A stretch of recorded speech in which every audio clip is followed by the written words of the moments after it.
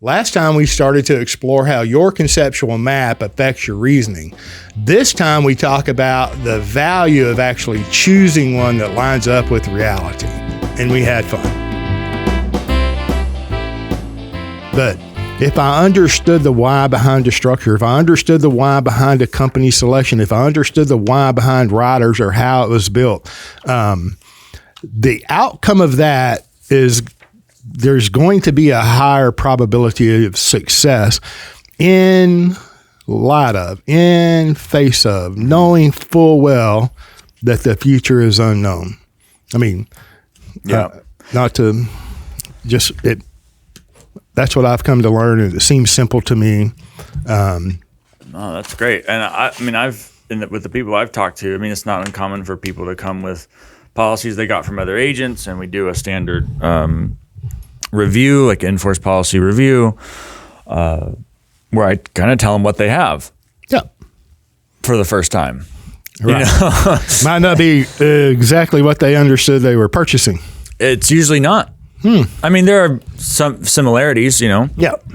Some points that are resolved for, but yeah. So what the next layer of this, I think, and we can keep going in as many layers as you want, but without explicit without explicit reference or explicit regard to what the individual is trying to do with their purposes, with becoming their own banker. And if we don't trace out how those specific, hopefully very nicely refined, articulated goals, if we don't trace out how that affects and shapes the policy design, if we don't do that, well then if that's not there, what else is? Right? And that's kind of what I'm saying, is that without that purpose-filled driving structure, you create a vacuum. And in that vacuum, it's just a matter of, and everyone's got a different threshold, right? How much do I need to hear? How much bedazzlement is it gonna take for me to finally say yes? And I think the nature of a lot of what we see online is happening in that context. And the report, that's the only way it can thrive in the context. Yes. It creeps in when you have no explicit, intentional recourse to purposeful argument. And it's very tempting. This is the other element of this kind of postmodern spirit of modernity, frankly, is that it is so tempting, right? It's so easy to run the numbers, just look at the page and send me an illustration. Yeah. The slower conceptual deduction is actually more difficult. And it just takes long, and you can't see it on the page. You can see the words on the page, you can read the words, but then you got to reason through the meaning, and that's harder. Whereas on the page is just, you can see and that's why people make fun. And I know the clients who call, who's like, yeah, I could tell them the difference between the size of two numbers. I know people make fun of, but it's kind of, it's like a cliche or a slogan for a reason. That's been the coup. That's the educational coup on Wall Street, is to convince people that financial analysis means to find the bigger number. Yeah. And I don't think that, you can say it's a cliche, it's pithy, it sounds good. And, there's a lot of, I call them drive-by innuendos, which that is not, right? And I would think, and of course I'm closer than maybe, and I hear more from you directly, but that is not given as a way to avoid an argument, right? Some contrite drive-by, innuendo that I want to throw out there because I can't defend my position if you're going to oppose it. I can't maybe articulate my position, so I would rather just throw something out there to avoid a debate or reasoning. Yeah. Right? Compared to some of the others that everybody latches on to, is like banking is a process, not a product. Of course. Well, what all are you going to stuff behind there, right? To avoid defending or promoting your position or conveying confidently your position. Yeah. That's just one example. There are many. And I think another difference is if you say bigger number, better, sooner, sounds very simplistic, but that would cue me, I would think, and most people to wonder why you said that, you know, and then maybe listen to the particular podcast, or if you've done writing on it, you know, of why. Why did you say that? And I think some people do that, and then they maybe are not so happy when they feel like they can't find the answer. And there are other people who maybe don't do too much of that. Right. Yeah, no question. Yeah. But I'm just pointing out a distinct difference in pithy type comments. I see. Yeah. Yeah. And here's another advantage of going into like thinking about the character of patterns of behavior and the character and form of arguments is it really, it helps you spot prepackaged ideas in the wild. What? Going on in the vacuum? If you kind of have an idea of like what the broader intellectual undercurrents of the day are, then there are typically sort of packaged ideas that kind of go together that are in a given current of thought. And so somebody who might encounter one of those who's not aware of the deeper cultural context might think that, oh, they just discovered something new out of whole cloth. Like, oh my gosh, look what we can do with an illustration, you know? Whereas if you take the approach of like, yeah, this is nothing new, like the debate that you can supplant rational deductive thought and reasoning with looking at numbers on a page, that is not new at all. Like that is all of what economists have been doing for 80 years. I got to read the book and an article on economics, and that was not my favorite subject in school. I know. Yeah. You know, I've got to read that. And you're talking about a transcript of Senate hearings? Are you crazy? I just need a bigger number, sir, and I need it sooner. And I'm just saying that. Well, there's the and that's why I tell people, I'm like, we can go as deep as you want. Yeah. How, you know, and I'd like to go deeper in certain areas that I'm not prepared to, like on the actuarial side. I mean, I'd love to have the time to go through actuarial mathematical programs and learn their particular number crunching so that I could come back and explain it in words. Did we talk about?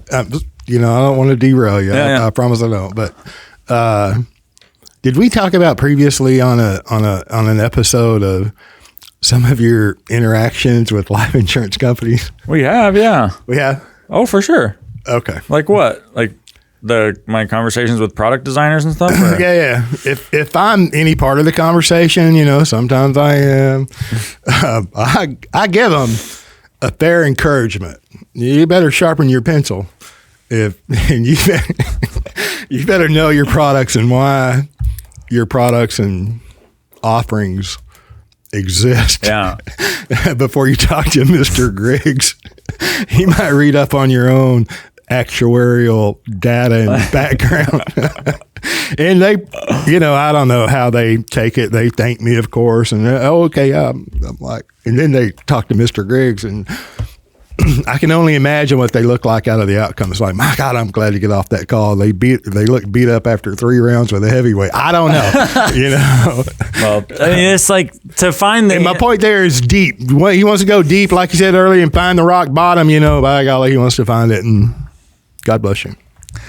Well, thank you. But I do think it's helpful, you know, to get a sense of why things are for people who are interested in that. Listen, if I'm going to work with somebody, or I don't want to. Maybe I don't want to read all that. Maybe, you know, I'm good with reading this and the first works, but you know, and that's enough for me, right? I'm okay with that. Right.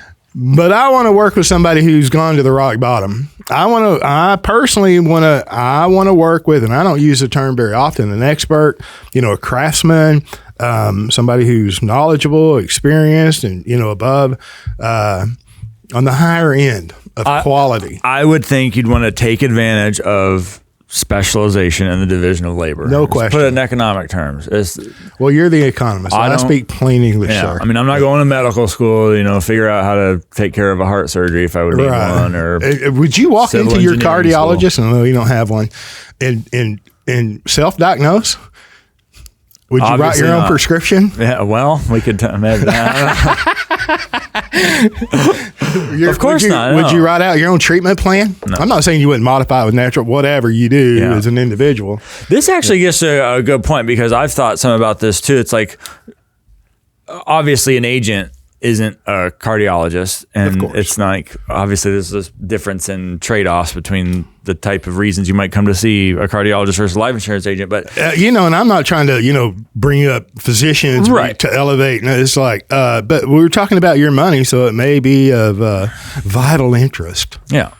And look, we're not going to, it's kind of silly, the idea of elevating ourselves to the status of a physician. It's like, it's going to go the other way around. I'm throwing that out there, it's like, there's reasons there's a why behind all that. Yeah. But the more technical thing is there's a division of labor. And so you should want a specialist, I would think. And in a agent advisory capacity, this gets like, to me, this discussion we're having now affects what it means to be a quote unquote advisor rather than just an agent. Right, an agent is just the legal status of somebody who sells products for a life insurance company. Right? An agent of the company, you're selling their stuff. An advisor, that is a different thing, just conceptually, technically. And to me, it's like, why would someone select a given advisor if agents are just agents? Why one instead of the other?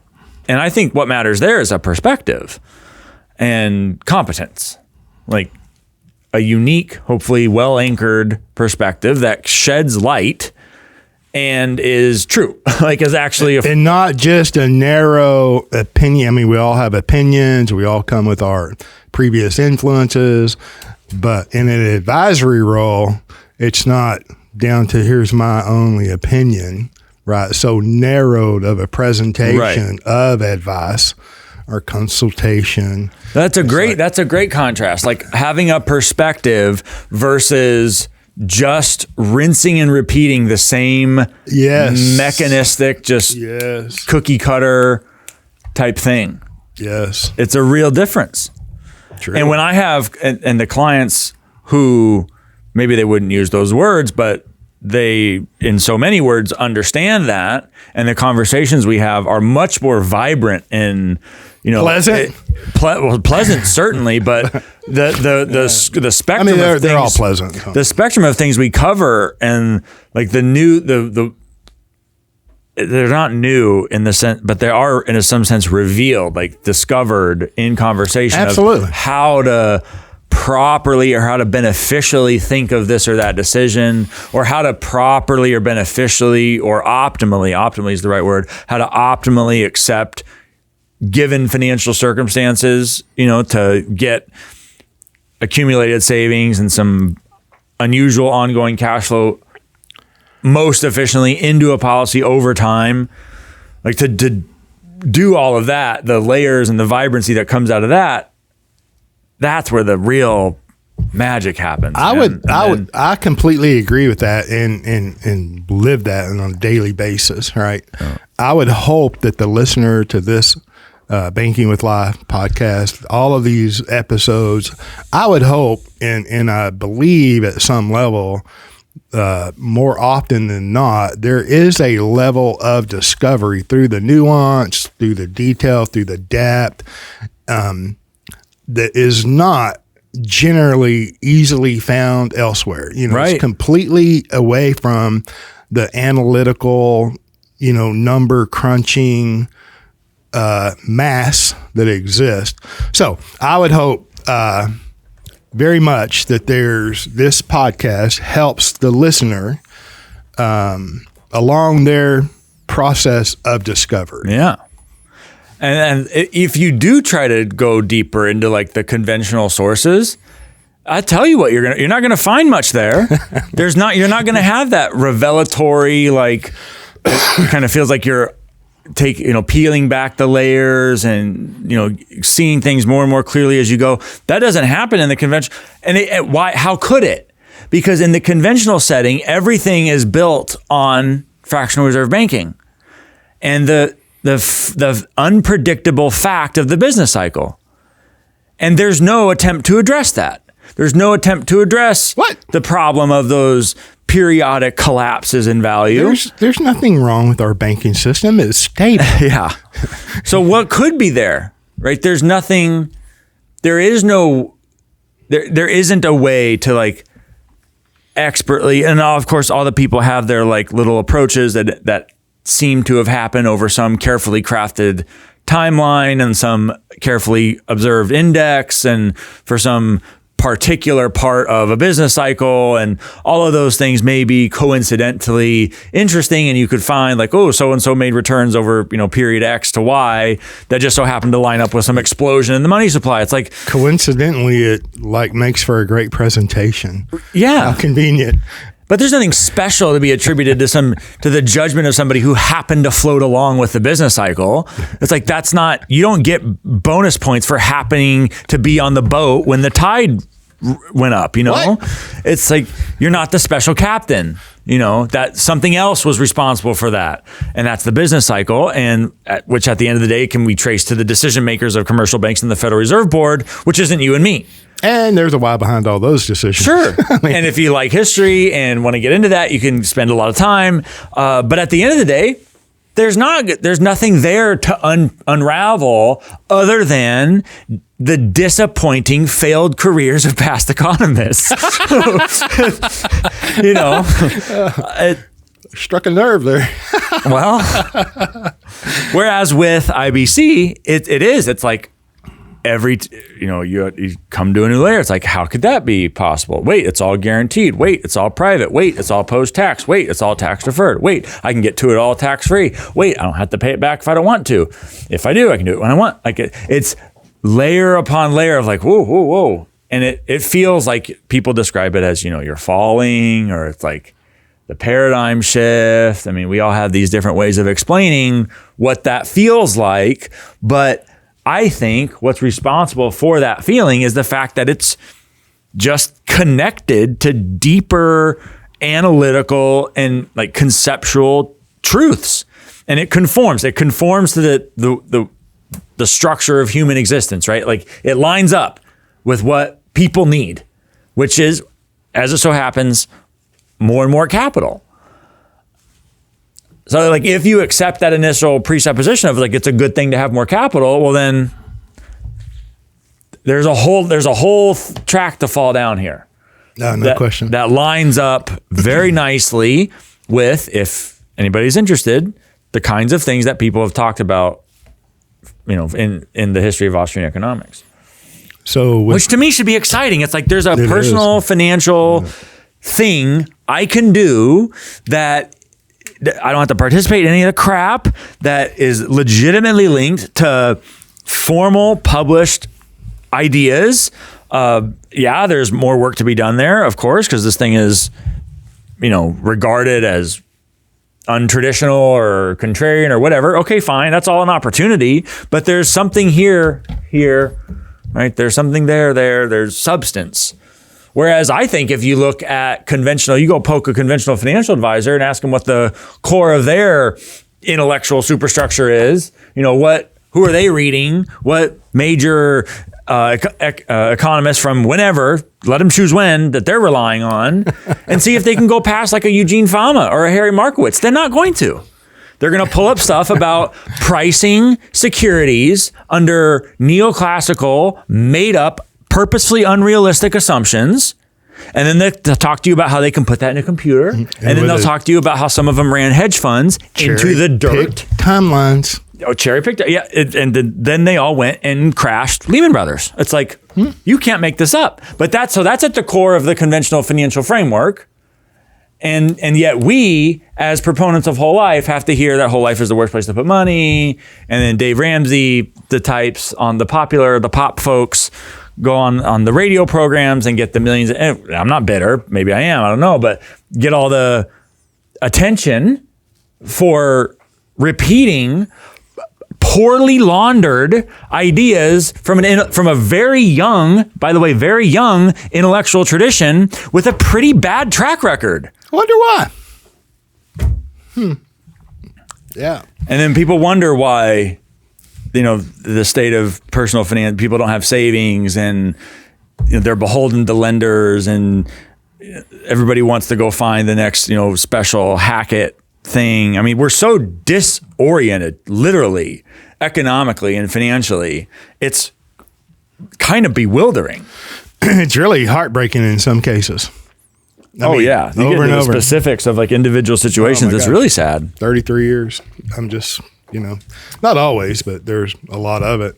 So, it's alternative, the banking cycle, the boom bust cycle, the economic cycle, the Austrian business cycle is left out of economics.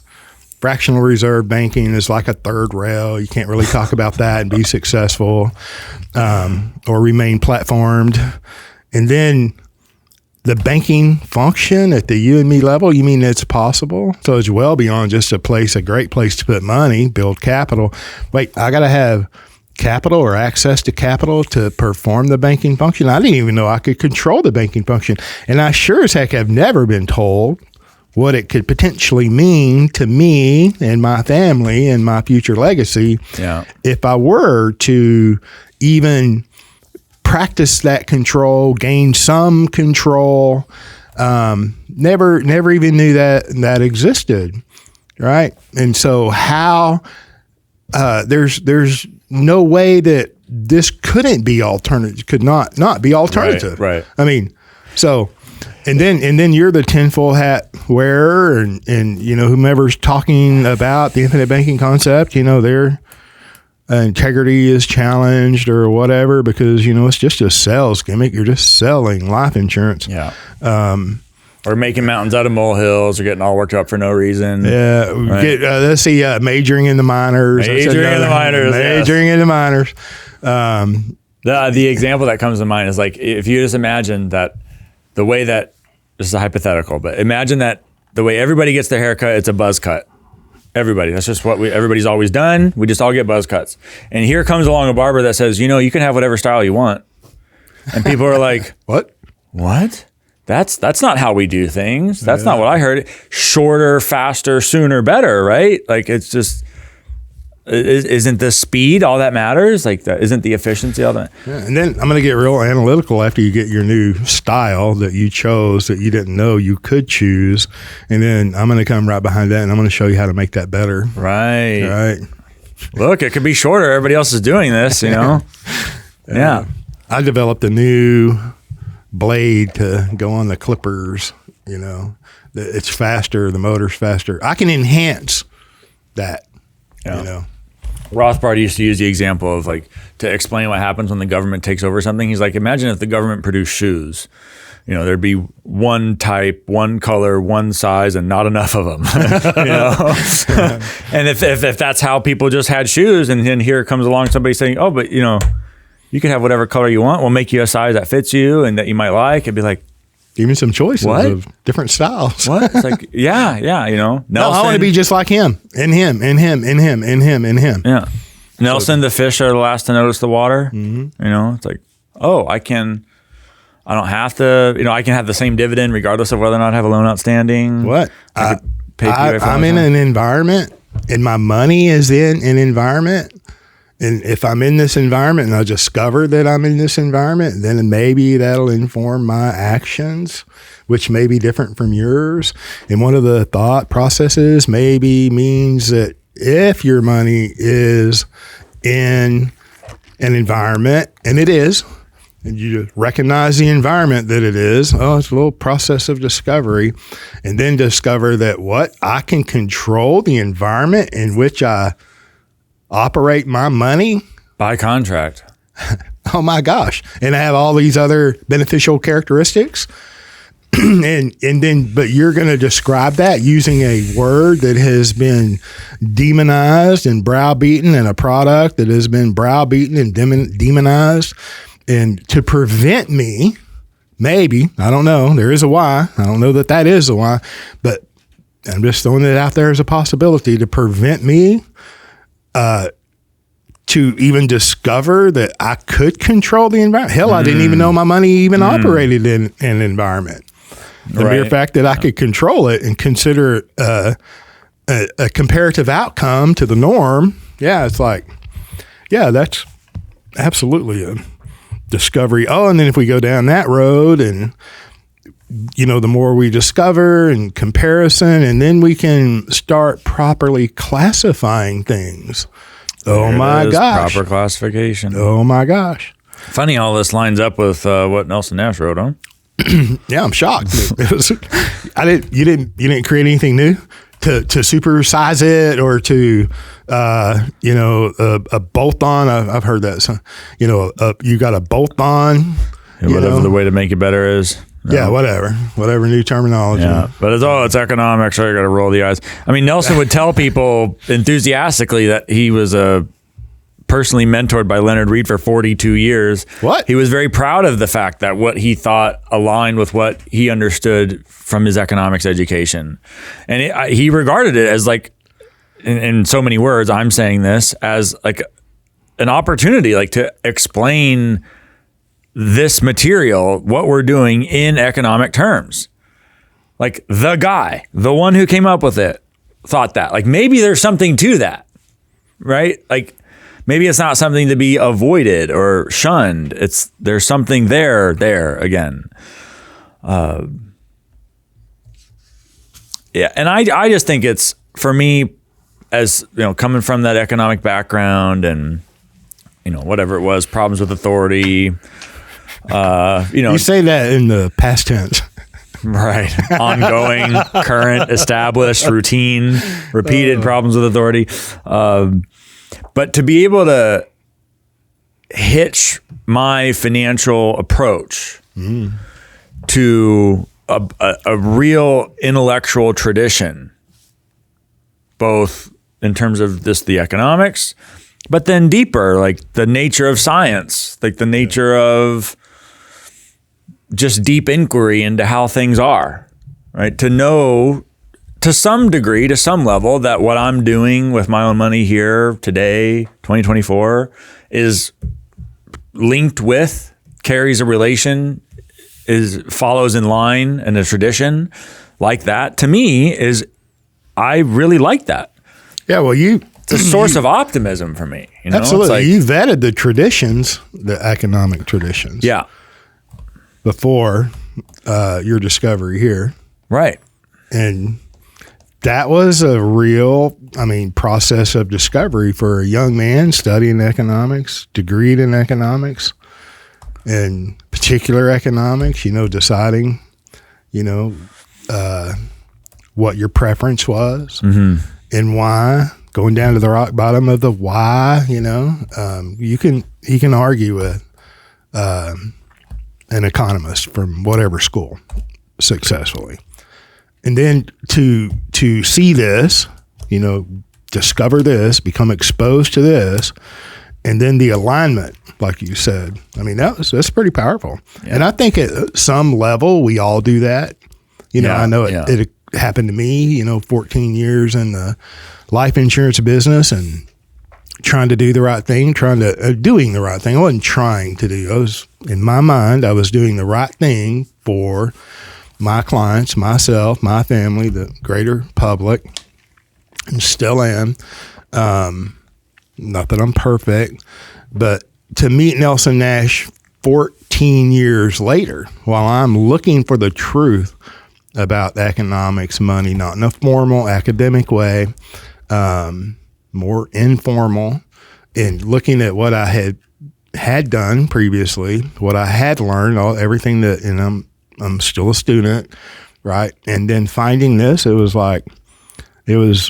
nirvana. But it was such a paradigm shift in thinking that we all go through that at some point, and your experience is real to you, and of course, and effective and informative and changing at different levels. And I'm just saying that we all go through that, at some level. And some of us just get it. That makes sense to me. I understand the why and the reasoning, and I get it, and I'm ready to go. Others, they're a different timeline of understanding acceptance or rejection of this idea, this concept. And then they want to get deeper into it, But I love the individual stories and experiences of people and clients. It's just powerful to me. There's anybody who is interested in the history of intellectual thought will know the name Thomas Kuhn, Kuhn, and he is what brought this up is the term paradigm shift. He has a book. I think it's the nature, and I might be thinking of the nature and origin, or the nature and origin of the wealth of nations. I might be thinking of Adam Smith, but Thomas Kuhn has a book on paradigm shifts, on how scientific intellectual paradigms change over time, and it's a well-known, oft-cited type book. But that idea, there's not a lot of writing on the role of ideology and how ideas affect actions and what that means for economic metrics or whatever. But there's some, and Kuhn's one of them. And there's an allure to this idea of like, okay, what is a paradigm shift? What do you mean by that? Does he bring that out in this book? Yeah. Is it? Or is that a result I'll of get this you book? I'll tell you it's easily found here.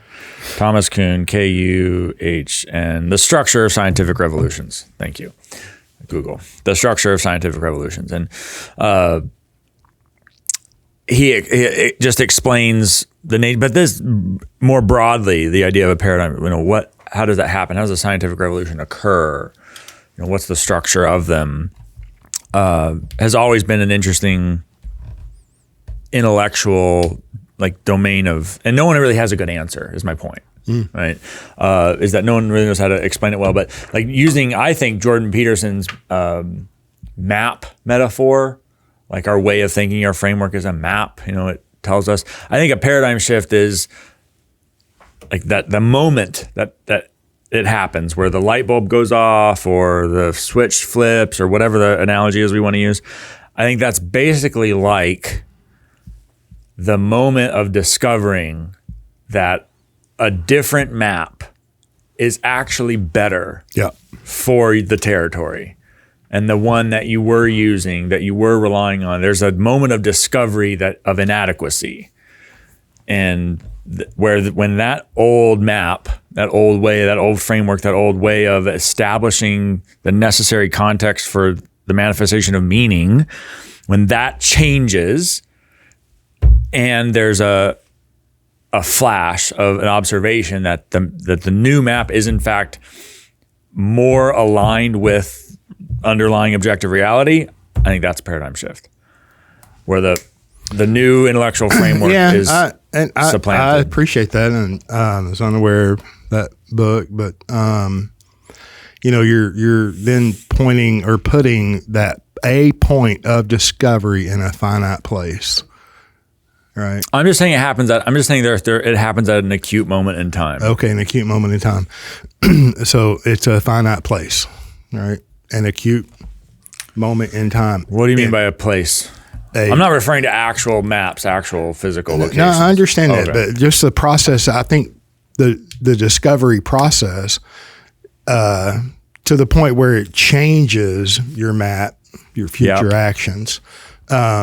I think that is a process. Well, there's a moment there's an epiphany or acute moment of realization, of discovery of a different map. I think there's two margins. That the map itself has changed. That's one margin. Yeah. The second one is the degree of clarity of whatever map you're on. Yeah. And so the process of ongoing improvement in the resolution of increasing clarity, I think that is just an ongoing process regardless of whatever map you're using. Absolutely. But the recognition, the moment the map, a different map would be better, even though I don't have as great, in fact, I may not even have great resolution on the new map. In fact, one of the reasons I might like it is because I've developed a greater degree of resolution on the map I already have, and have discovered that it's crap. Yes, I love to hear that. That and I love both sides, hearing both parts, right? Or both. I really like the whole timeline, the two margins. That first margin is, I talked to a lot of people, but just the seemingly disconnected events or experiences that trigger almost the desire and the actual decision to continue down this new discovery, a new path of discovering something different. And I think those are wrought with epiphanies, and multiple moments of time, that a small paradigm shift in thinking is just recognizing that I might be in my current map, maybe, some part of a construct that I didn't realize before. Right. So that's enough of an epiphany or an acute moment in time to, like, I may be onto something. Yeah. And then, of course, you could have another discovery that this idea, this concept, this knowledge is whack, which is another epiphany. Yeah. And so you keep going a different way. Those epiphanies, I think it's like moments of new awareness, of observation of either the disjoint or the integration between the map and reality. Yeah. Like, how closely are those? Yeah. And the revelation of the degree of closeness, I think, is like is that a pit that, I get it. Yeah. Yeah. Those are very, when the individual shares with me, and I just love that. Yeah. I love the hearing the voice, and their experience, what caused that, why we're even thinking that way, whatever, I filed bankruptcy. They didn't file bankruptcy. They were thinking one thing was true. I'm looking at this over here. And while I'm looking at that, there was something mentioned, referenced, or, became apparent to me. Maybe it was the first time I even recognized it. And then the rabbit trail, continues. I just like them. I love them because at the you and me level, it's your experience. I ask everyone, how did you become exposed to this? I want to hear that. Very same. Huh? Every I want to know, what's the background? How'd you come? Like, what's going on here? Yeah. Very. I just love it, and I learn from it. Yeah. And sometimes it reinforces my predetermined biases, and sometimes I learn, and I mostly learn. I think that map, the idea of cohesion between your sort of intellectual, cognitive map and actual reality, I think it has a lot of explanatory power. Like, as a customer, as a client, part of why we use different sources of specialized labor is to help develop an understanding of elements of the map that we don't have our own personal understanding to do. And if that's not met, like, if that's not happening in a conversation with an advisor, with a specialist, whatever the domain is, finance, IBC, whatever, if that's not happening, I think the discomfort that one feels in that comes from that the failure to specify and articulate a map for that region, for that domain of whatever it is, in a manner that accords with reality. Like, for whatever reason, that's not happening. And that failure creates the discomfort, the frustration, the sort of that lack of what's going on here. I don't get it. Like, that comes from that lack of coherence between what we're mapping out and actual reality in a given domain. And some people, and this is what I really don't like, allow themselves to be, I know that's no one allows themselves to be bullied, but they accept that their own ignorance and outsource judgment with respect to whatever it is that's causing them frustration or lack of understanding. They outsource it to the media personality who is manufacturing a certain persona, a certain air of sophistication, right? A certain, for that purpose, right? To leverage authority in place of clarifying explanation about the way things are. Have you, when you use the terms, the leveraging authority, have you been talking to, social media services? I'm just asking. Not willingly. I mean, any of that I get it's like a drive-by ClickFunnels marketing. Like, oh, I can't get it off. You're just scrolling through. Like, it's so constructed. Yeah. So much of what we see and read is so constructed. Yeah. But you can see how to somebody who may, like me, kind of sees things in the way we've been talking about for the last 90 minutes, that would be frustrating. Yes. Like to see the supposition of authority and just instruction and dictation of, listen, do this on the basis of fundamentally invalid scientific non-argument, no less, like to make things worse, right? So we have the air of authority, and then we have poor underlying reasoning or poor inappropriate structure to the underlying reasoning to the extent there is any. And then there's a decision that's going to come out of that. And then those people are the ones saying that I'm the commission hound. It's like, guys, how many layers of this really is there? It's like, this is getting silly. It's been silly. It's been silly. Anyway, no, I think there's so much here, for people who want to fall all the way down the rabbit hole. There's a whole rabbit colony down there. Like, come on, And more than one. Yeah. But that's what I'm going to talk about. And so, I know where I was going with that is for people today watching, whenever you're watching, like, it's okay to want to have a good map. It's okay to want to feel confident that, the GPS is going to take you to where you're trying to go. Right? You wouldn't just just go in the right direction?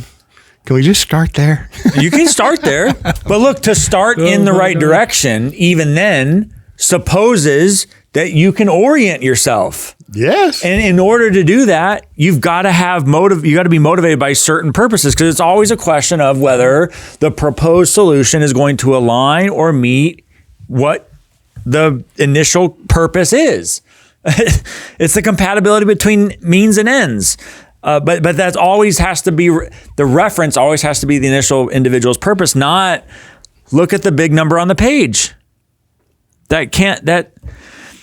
Any sort of computational mathematical calculation, that should all be in service to a broader, deeper, predominant, motivating reason, right? That should be subservient. That is the quintessential feature of like the modern era of inversion, right? Yep. Is the cart before the horse. It's technique before purpose. It's, computation before morality, right? That's what here, surprise, I don't know if you've seen the news, like looked around, that's what the culture is, right? The era of inversion. That's why clown world, all that we see.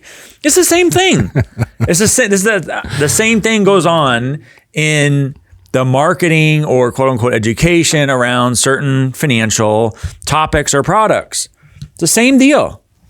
And so when people say that Nelson Nash stands in contrast, that he's bottom up, right? It's like somebody who went and traversed the territory himself and came back and reported what he saw, and that's the basis of his map, right? And then we can start to reason more about that and hopefully come away with something that actually comports with reality, which I think happens, which is why the kind of business that comes out of this approach is, in technical terms, extremely persistent. Right? It stays in force, which is why the result of the type of product and the form that comes out of the alternative approach of this scientific approach is relatively impersistent. People throw away the maps relatively more often than in the sort of Nelson Nash type approach. I wonder why that matters. Because it doesn't comport with what their expectations were. So yeah, why does that matter? Of course, it's going to matter. Well, just as you say. No question. I got to start over. I got to get mad and quit, burn it down, start over. And how many times do you want to do that throughout your life? Yeah, I'm working with the older parents of an adult client right now, and it's kind of the task of let's get what we can, let's do what we can, starting this late with the universal life policy that's cannibalizing itself. What? Which it was designed to do. And they just didn't pay enough premium. The advisor just didn't design it properly. Right. Yeah. Well, the conversation we're having now is how do we get something in force to help with, to do something, as opposed to how much can we do, right? Like what? Yeah. How great could this be? Yeah. Which is unfortunate, but that's the result of. Again, this is nothing new. That's the result of the default, unintentional. I'm not saying like nobody wakes up and decides that they're going to go adopt the unfavorable ways of thinking about finance, but just being unconsciously in a certain inherited paradigm. They're following a map. That's the result. They're following a map. Presented, encouraged, reinforced. You can change the map. Hello, you can change the map. Throw the old one out. Just come get a new one. It's very nice. It's peaceful. It be a whole different type of financial existence. Change the map, folks. Change the map. All right, I got to use the bathroom. Thank you all. Well, thanks for letting us know that, okay? and then you're going to go eat. You got to be hungry, too. Yeah. Okay, thank you for listening. I really did have fun. I enjoyed that. Me As too. usual. Thank you.